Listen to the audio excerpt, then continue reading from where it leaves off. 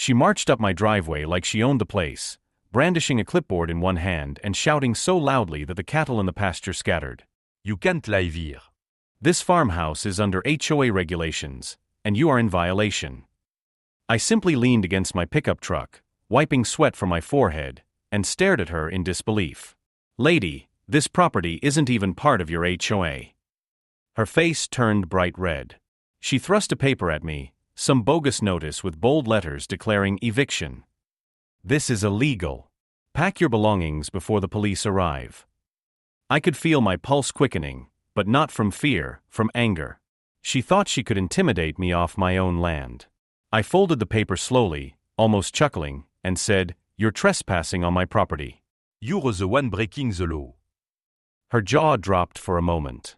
Then she pulled out her phone and screamed into it, "Send the police now. We have an intruder." My fists clenched, but I remained calm. Deep down, I knew she had no clue who she was dealing with. The wail of sirens echoed down the country road faster than I expected.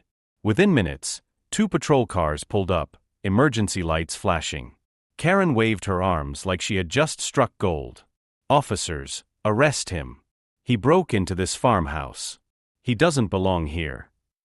She pointed at me as if I were some kind of criminal. The officers looked at me, then back at her, clearly confused. I didn't budge or flinch. I just sat on the tailgate of my truck, lit my pipe, and took a slow puff. One officer stepped forward. "Sir, we received a call saying you're trespassing. Can we see some identification?" Karen smirked, whispering under her breath, "Got you now." I reached into my jacket pocket, pulled out a worn leather wallet, and handed it over. The officer's eyebrows shot up the moment he saw what was inside. He quickly glanced at his partner, then back at me, standing straighter now, his tone changing. "Ma'am," he said firmly to Karen, "you need to step back." Karen's smile disappeared. "What? No, he's the intruder. This property is HOA regulated, and I am the board president." I leaned forward slightly, meeting her furious gaze, and said quietly, "Karen, you just made the biggest mistake of your life." Karen froze for a second, then doubled down, shouting louder, "Don't listen to him. I have authority here, and if you don't arrest him, I'll have your jobs." The officers looked uncomfortable, but they didn't move toward me. Instead, one of them spoke calmly. "Ma'am, this land isn't in your HOA's jurisdiction. We've checked those maps before." You're overstepping. Her face contorted with rage. She stomped closer, waving her clipboard in the officer's face. You're wrong. "I personally filed the paperwork. This land belongs to the community now, and he's squatting illegally." That's when I pulled out a folder I had kept ready in my truck. I didn't even raise my voice. I just opened it and showed the deed, stamped and signed with my name written boldly across the top. "Funny," I said, "because according to the county records, this property has been mine for 2 months." The officers leaned over, nodded, and one of them even muttered, "Looks legitimate." Karen's eyes darted back and forth, her confidence cracking. She wasn't used to being challenged, and I could tell she was scrambling for her next lie. Instead of backing down, she pulled out her phone again and hissed, "Fine, if the local police won't do their job, I'll call my officers." The atmosphere grew tense. The police exchanged looks, confused by her words, and I almost smiled. She had no idea how deep she was digging her own grave. Minutes later, a black SUV rolled up fast, skidding to a stop at the gate. Out jumped 2 men in uniforms that looked almost like police, but not quite. Their badges were cheap, their belts mismatched, and their presence screamed one thing: fake. Karen marched toward them with triumph in her eyes. "Finally! Officers, arrest this man immediately. He's squatting on HOA property." The real police stiffened, hands moving near their holsters. One of them whispered, "These guys aren't on our roster." But Karen ignored their suspicion, pointing at me like she was delivering a death sentence. "Take him away." The fake officers started walking toward me, puffing out their chests. I didn't move from my tailgate. I just took another puff from my pipe and said calmly, "Before you boys embarrass yourselves, maybe check who you're walking up to." They hesitated, glancing at each other, but Karen snapped, "Do it now." The Real police stepped in, blocking their path. "Hold on.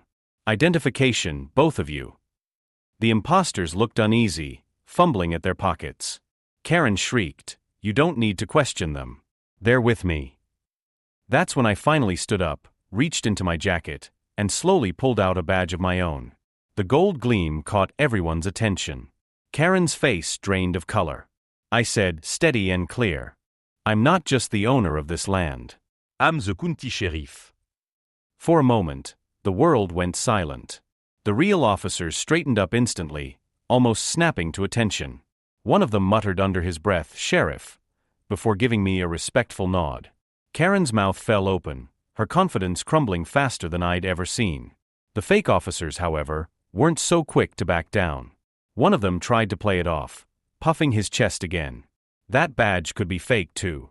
We don't take orders from," he didn't finish his sentence. My deputy, who had been trailing quietly behind the SUV, stepped forward, radio crackling, and said, "Sheriff, want me to run their plates?" Karen whipped around, eyes wide. "Deputy? Wait, you mean he's really?" Her voice cracked, and she stumbled over her own words. The real officers were already moving in, frisking the fake cops, pulling out plastic badges and toy-grade handcuffs.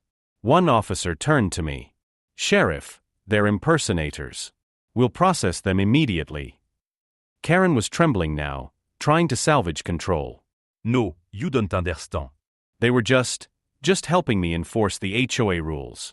This property is part of the community, and I cut her off, stepping closer, lowering my voice so only she could hear.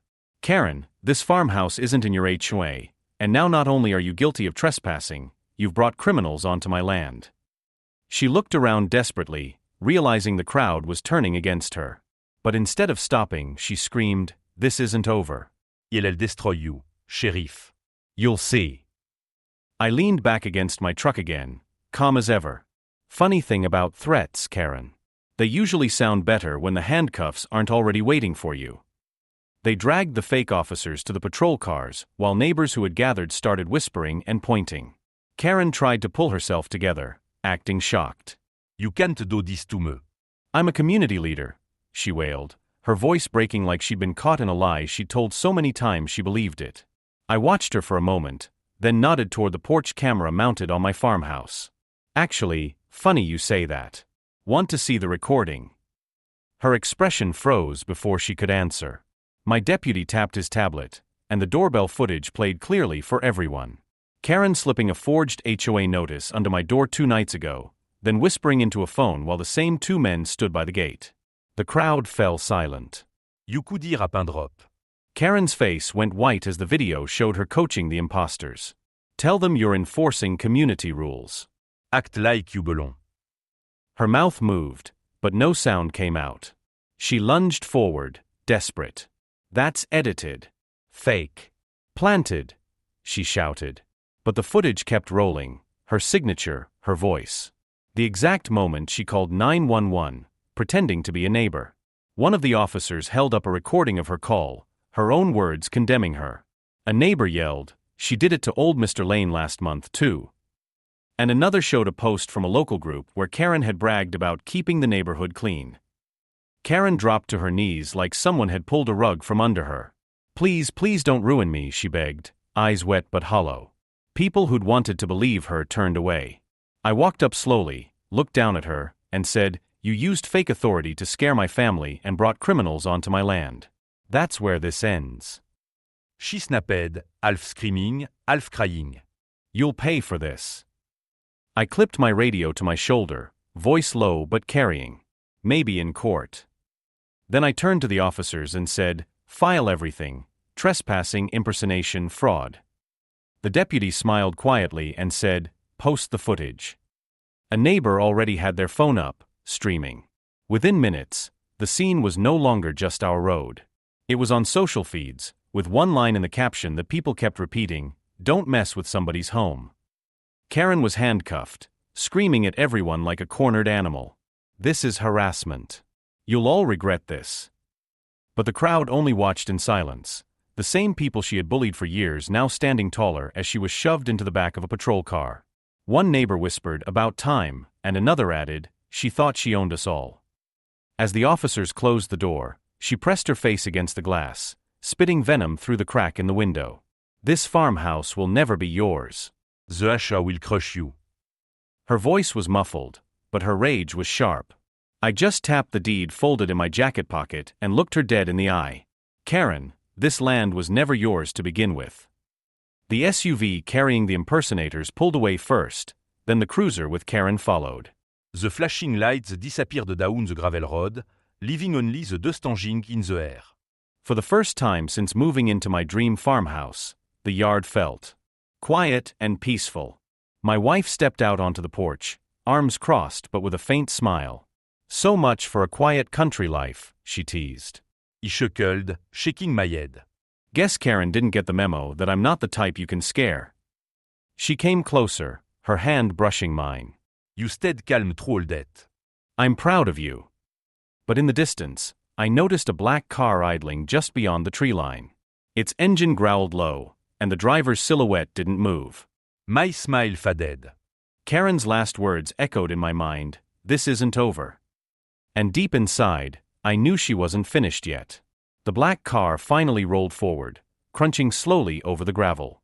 My hand instinctively rested on my hip, ready if things turned ugly. But instead of another threat, the window lowered, and a man in a suit leaned out. His voice was calm, too calm. "Sheriff, you made quite an enemy today. Karen has friends in places you wouldn't believe." He smirked once, then sped off, tires spitting dust. My wife's grip tightened on my arm. "Did you hear that?" She's still pulling string. I nodded, watching the car vanish. Yeah, but strings snap when you pull too hard. By morning, the footage of Karen's meltdown had gone viral. Millions saw her screaming about illegal farmhouse living and calling in fake police. Neighbors came by to thank me, some with tears in their eyes. "She ruined so many lives," one elderly man said. "But you stopped her." Later that week, I stood on the porch of the farmhouse I'd fought for, the American flag waving above me. Karen was facing charges: fraud, trespassing, conspiracy. Her so-called power had collapsed under the weight of truth. And as I looked out at the land I'd worked hard to own, the land I swore to protect, I felt something deeper than victory. It wasn't just about me. It was about proving a point that every American knows in their bones: your land, your family, your freedom. No HOA, no bully, no fake badge can take that away. I exhaled, calm at last, and whispered to myself, "This is my dream farmhouse, and no one will ever steal it from me."